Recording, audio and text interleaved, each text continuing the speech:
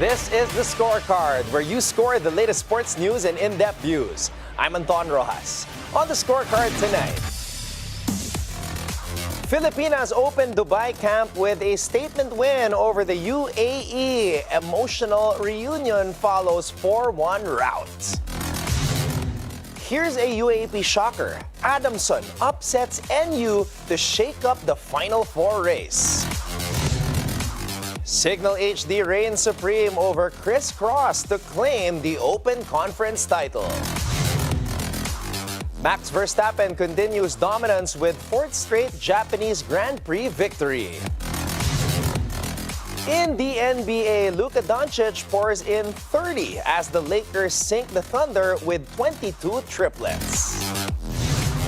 While Coby White scores 37, Josh Giddey adds 23 as the Bulls beat the Hornets for their third straight win.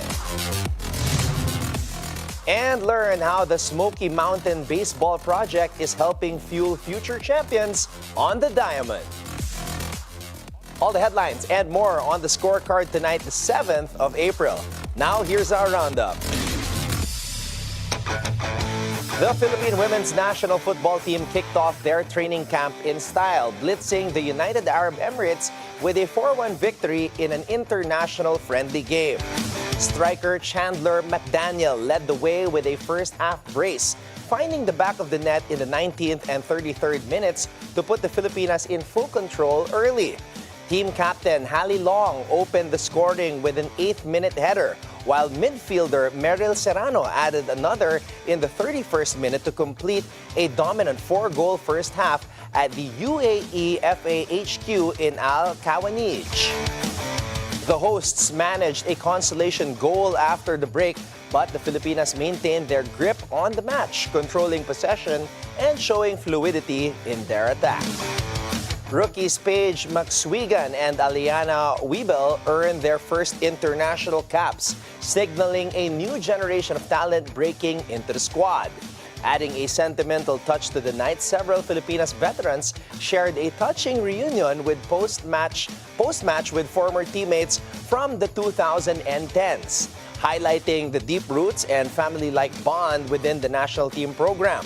Head coach Mark Torcaso praised the team's efforts, noting that the friendly served as a crucial step in implementing their playing style ahead of major tournaments like the AFC Women's Asian Cup qualifiers and the Southeast Asian Games.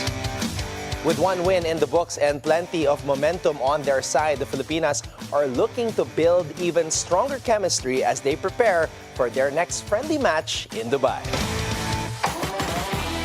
Adamson University breathed new life into their Final Four hopes, pulling off a stunning 25-23, 15-25, 28-26, 25-22 victory over defending champion National University at the Smart Araneta Coliseum. With NU's top gun Alyssa Solomon sidelined due to a left ankle sprain, the Lady Falcons took full advantage, headlined by rookie captain Shaina Nitura, who erupted for 32 points, her fourth 30-point performance of the season. Nitura's explosive outing was backed by solid contributions from fellow rookies Frances Mordi and Maya Nike, as Adamson disrupted NU's flow and dealt the Lady Bulldogs their second loss of the season. The upset not only gives Adamson a shot at the Final Four, but also blows the top two race wide open. NU now drops to 9-2, while LaSalle, FU, and USD suddenly have a path to secure a twice-to-beat edge. The Cignal HD Spikers prove once again why they're the team to beat in the Spikers turf. After being pushed to the limit last Friday, Cignal HD turned the tide and delivered a dominant 25-22, 25-16, 28-26 win over Cross in a thrilling do-or-die Game 3 at the Phil Sports Arena in Pasig City. Having lost to Cross 4 times during the season, including twice in the elimination round and once in the semifinals, the HD Spikers stepped up when it mattered most, outlasting their rivals 2-1 to bag the championship of the Spikers Turf Open Conference. Steven Rotter and Louis Ramirez powered the charge with 15 points each. Cignal outplayed Cross across the board, posting a 45-37 edge in kills, 30-9 in blocks, and a 3-0 shutout in aces. Ramirez was also named Player of the Game. With the HD Spikers trailing 2023, Coach Dexter Clamor called in How Umandal, who immediately delivered back-to-back kills and a clutch block to level the score at 23-all. Cignal saved 3 set points before Rotter came up huge, blocking Mark Espejo to put them at match point, then firing a back row kill to clinch the championship. Max Verstappen ended his winning streak at the Japanese Grand Prix to 4 consecutive victories.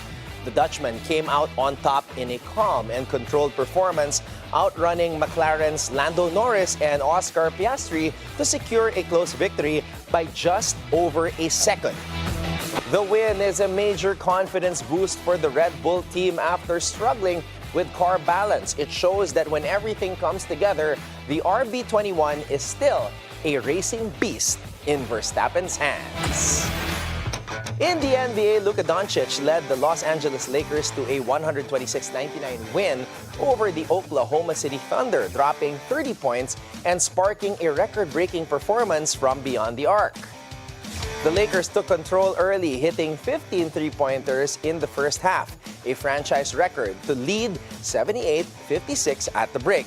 With the game in hand, the Lakers kept a double-digit lead throughout, securing the win and silencing the OKC crowd. The win moves the Lakers closer to securing one of the final Western Conference playoff spots. Los Angeles connected on 22 three-pointers with Doncic, knocking down 5. Austin Reeves added 4 from long range, and LeBron James contributed 19. Shai Gilgeous-Alexander led OKC with 26 points, but the Thunder struggled, shooting just 43% from the field and 12 of 37 from 3. LeBron James stressed the team's determination against the West's top seed, while Austin Reeves believes the win will help the Lakers as the regular season wraps up, with the playoff spots still up for grabs. Meanwhile, Coby White shined with 37 points, including a 6 of 8 performance from beyond the arc, as the Chicago Bulls defeated the Charlotte Hornets 131-117. Josh Giddey contributed 23 points, 10 rebounds, and 8 assists, while Nikola Vucevic added 16 points and 11 rebounds to secure the win. With a victory, the Bulls extended their winning streak to 3 and moved closer to the Atlanta Hawks for the 8th seed in the East. Mark Williams led the Hornets with 22 points and 9 rebounds, but Charlotte has now dropped 10 of their last 12 games. KJ Simpson and Yusuf Nurkic each scored 18 points. White continued to thrive in Charlotte a few hours from his hometown of Goldsboro, North Carolina. In his last 4 games against the Hornets at the Spectrum Center, White has averaged 30.5 points.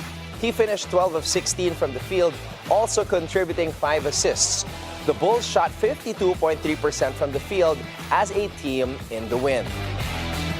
And here are results from around the NBA.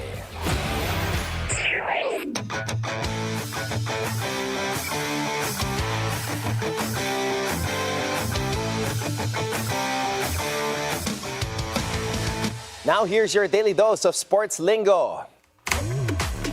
A chop in duckpin bowling is when you only knock down part of a group of pins, leaving the rest standing. It's one of the most common yet challenging scenarios in the game. A chop happens when a bowler hits just 1 or 2 pins from a cluster, usually on the side or edge, while leaving the rest of the pins untouched or scattered in difficult formations. This often results in a missed spare opportunity and can be a real test of skill and patience. Unlike a strike or clean hit, a chop requires adjustment in angle, speed, and precision to avoid repeating the mistake. So next time you chop a shot, don't sweat it. Even the best duckpin bowlers have been there. It's all part of mastering the game, one frame at a time. Now it's time for our off-court buzzer. Still in F1, Spanish driver Carlos Sainz's rough weekend in Japan got worse.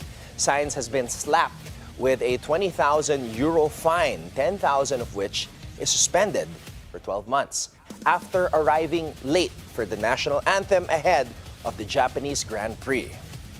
The Williams driver was delayed due to a stomach upset and a rush to the toilet, even requiring a pre-race visit to the track doctor. The FIA said Sainz breached Article 19.4b, failing to be in position for the ceremony.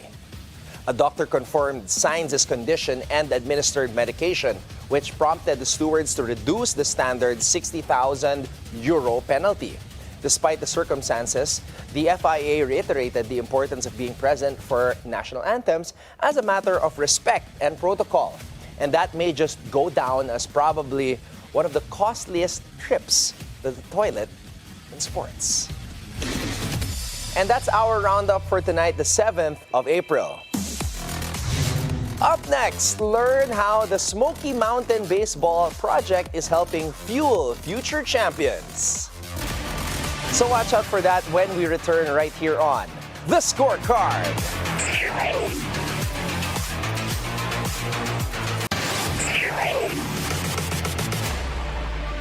Welcome back to The Scorecard. The Smoky Mountain Baseball project aims to develop young athletes to capacitate them to earn athletic scholarships for a better future. This project by JCI Manila is not just to discover diamonds in the rough. This advocacy is truly helping fuel future champions. Please welcome to the BNC studio the team behind this noble project. We have, of course, Martin De Hoya, the chairman of the Grand Slam project for Smoky Mountain, and then, of course, the director for community development, Mr. Bobit Castro. Sir, I would like to start with you. Could you tell us a little bit about JCI Manila and the vision of the group to support young kids like this? Yeah, thank you. Good evening, everyone, and good evening to all your viewers. Thank you for having us here. So I'd like to introduce our organization. JCI stands for Junior Chamber International. So we are a global organization. But here in the Philippines, JCI Manila is one of the chapters here in our country. We're proud to say that we are the first JCI chapter in the Philippines and in Asia. So JCI in a nutshell is a leadership development organization where young men and women of ages 18 to 40 join the organization to develop themselves as leaders and conduct projects usually for the community, like the one we're doing for Smoky Mountain Baseball. And I understand you have a lot of projects with regards to sports. Sinusuportahan niyo yung football and now baseball naman. And we have Martin De Hoya here, who is the chairman of what you guys are calling the Grand Slam project. So could you tell us about this? At bakit naman baseball ang napili niyo na bigyan ng pansin? And I understand also, this is the 15th year you are doing this. Yes, Anton, thank you. Thank you again for having us here. So we picked baseball because it's an avenue for these children to develop athletic skills to avoid other distractions, or to set them in a path for a better future through an athletic scholarship, right? And so we are conducting the Grand Slam program, which is a holistic developmental baseball clinic that focuses not just on physical skills training, but as well as soft skills. We will be providing talks on nutrition, strategies, approaches to training. There will be coaching clinics. And then we're also going to provide talks to parents to help to enlighten them on the kind of support that these kids need at home. We also, as the 15th year anniversary and the 15th iteration of the project, there are already 101 student athletes who have earned athletic scholarships. So we intend to invite them to speak to the children, to the parents, to give some encouragement, to show the kids and the parents, okay, there is a way to earn an athletic scholarship because they've proven it.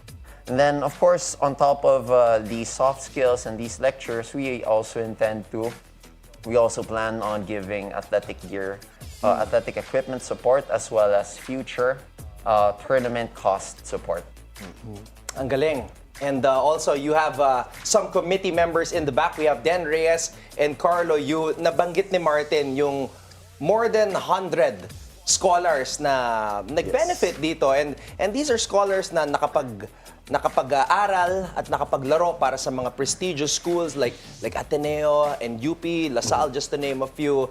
So this year naman, ganun din ba? Do you have some scholars that might have an opportunity to go to those colleges? Yeah, actually, Anton, our age group for this tournament is for 11 years old. So this youth baseball teams will have a starting point in their baseball career. And of course, the success stories we've had in the past, we'll be inviting them too so that they can inspire these youth baseball teams we've invited.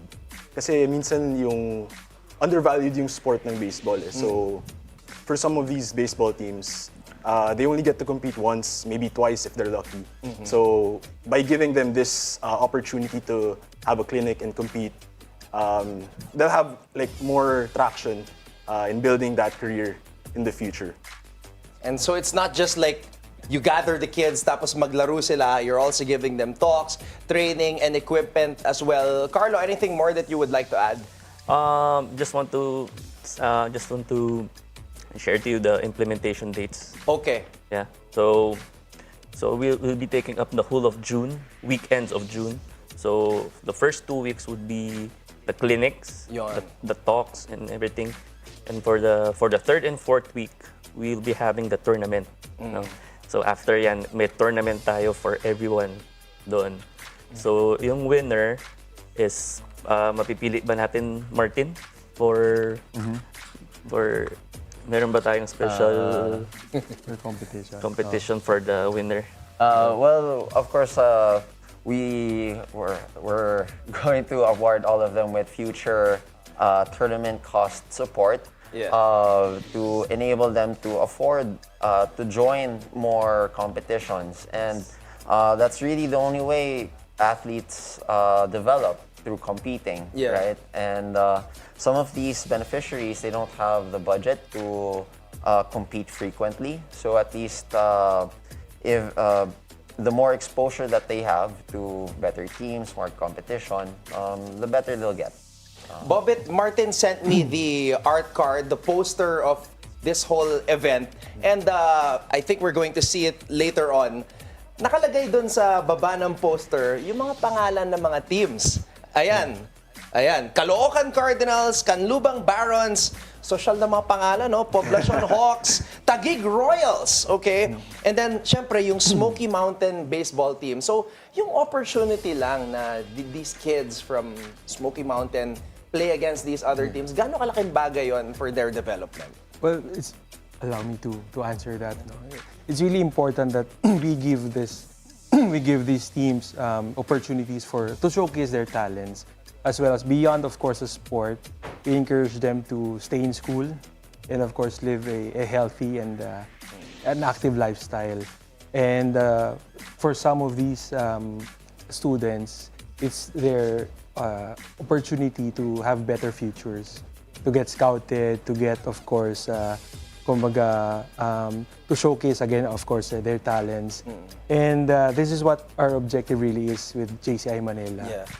Tapping on these, I would say, underserved or underprivileged communities and helping them have a great chance of a better future. I hope you don't mind me adding, we intend to invite 2 more teams not listed there who are developed or who already have better equipment, who are essentially, 2 teams from private schools who are supposedly more skilled, so that these teams would have, the beneficiaries would be able to compete with better skilled. Because of course, that's another way athletes improve, when they play against people who are better than them. So, sorry, I just wanted to add. No problem. Yeah. Martin, how many years have you been the chairman of this Grand Slam program? Honestly, this is my first year First as the year? chairman for this. Wow. Okay. So, how were you inspired to, get this opportunity na ikaw yung magli-lead? And of course, nakita mo na rin yung how things were run in the past. Where do you get that inspiration to make sure that things go on as planned at para matulungan yung mga bata? To be very honest, I started my JCI Manila career in community development, and I really enjoyed what I was doing. And then of course I reached out to Director Bobit. How else can I help? And it just so happens to be that my cousins are also baseball players, and they were active. And my cousin actually started the first iteration of the Smoky Mountain Baseball Project. Si Nodge ba to? Yes. Oh, shout out to Mr. Nodge Baltao, Yes, former yes. Ateneo batter, Ateneo Blue batter. Because Okay, to end, Director Bobit, do you have a message to anybody watching to support the Grand Slam program of JCI Manila? Yes, thank you. So we're calling on to all viewers. Please support our project, the Smoky Mountain Baseball Program, or SMBP Grand Slam. It's now in its 15th year, and you have an opportunity to help, opportunity to reach out to our team, and of course help those in need to have again a better chance of a better future. So we're hoping to get your support. Please follow our social media pages, JCI Manila, as well as our official website for more details, jcimanila.org. Ayan. And hopefully we can feature your event in the future and maybe interview some of your scholars who become successful at makapasok sa mga prestigious universities as a result of your project. Yes. yes. Yes, All right. let's do it. We'll see you That's guys it. again soon. Congratulations and all the best to JCI Manila. Thank you so much. Thank you for so having much. us. Thank you so much. Up Thank you next, to the team. we'll look into who is right on track for Defensive Player of the Year in the NBA, so you can keep your eyes on the prize.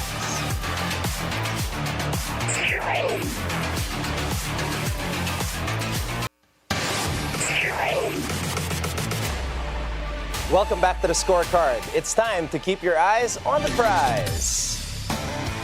All right, let me paint you a scene. It's late March. The playoff picture is settling, and quietly, almost sneakily, Draymond Green, yes! Mr. Draymond Green, Money Green 23, is putting together that kind of a season again. And we're not talking about box score dominance, but classic Draymond game-changing defense that only a few can replicate. At the age of 35, he's looking his best defensively since 2017 and could be on track for, yes, another Defensive Player of the Year award. Yeah, that guy. Remember when people called him washed and said his podcast was more consistent than his defense? Well, here he is, anchoring a Warriors defense that's transformed from a mess in November to a solid unit, all because of him. 8 years after his first Defensive Player of the Year, Draymond is not just in the conversation. Guess what? He is the front runner. It's not smoke and mirrors, guys. It's vintage Draymond. 5.1 defensive boards, a steal and block per game, and making possessions miserable again with his rotations, coverage calls, and elite switches. And here's the kicker. Draymond knows it. This might be it. He said it himself. Give him young guys their credit. I think what they're doing is amazing. I think this is one of the last best chances I'll have. Yan ang sinabi ni Mr. Draymond Green. A real quote. He's tipping his cap to the next generation. Guys like Chet Holmgren, Victor Wembanyama. Ito mga to, they're already making a defensive impact at 20 and 21 years old. Draymond sees the future coming, but he is smart enough to recognize it. But that doesn't mean he's ready to give up the crown just yet. Now, don't get me wrong. Merong competition dito, okay? Silipin natin. Evan Mobley, he's the shiny new toy over in Cleveland. 7 defensive boards, almost 2 blocks per game. He's got that long-armed, spider-like movement, and he's basically the modern prototype. And with Cleveland sitting at the top of the East, he's not just getting attention, he's earning it. Lu Dort, underrated, always has been. He's the defense glue guy of the Thunder who, let's just be honest, look like a team that could end up in the finals this year. He guards 1 through 4, does not flinch, and does the dirty work nobody wants to talk about. And then there's Dyson Daniels, Atlanta's perimeter menace. This dude, he's a human pickpocket. He broke the Hawks' single-season steals record, which is crazy considering all the defensive greats that played for Atlanta. His scouting stats are bonkers, over 3 steals a game. But Atlanta's team defense is still, let's just say, not exactly 2004 Pistons territory. And finally, Jared Jackson Jr., the guy who won it in 2023. Still elite, swatting shots, but Memphis has taken a step back overall. And with only 4.5 defensive boards a night, it's hard to make the argument when your team isn't in the hunt. But here's what separates Mr. Draymond Green. He is the heartbeat of one of the most intelligent defenses in the league. He communicates like a quarterback, rotates like he's reading the future, and guards everyone, from LeBron to Luka like it's Game 6. Now, this might be his last ride. One more badge. One more trophy for a guy who's defined a generation of defense. And make no mistake, again, I will say it, he is the front runner. Defensive Player of the Year leaderboard, Draymond Green at minus 475. So the question is, do the voters go with the legacy play? Do they reward Draymond for one last masterclass season? Or do they lean into the youth movement and hand it over to Mobley or Dort? Whatever happens, it's just good to see this Draymond back in the conversation. The league's better when he's messing stuff up on defense. And who knows, maybe we get one more Draymond finals tantrum to top it off. Count me in for that. Now we stay ahead of the game with a full lineup of NBA matchups tomorrow.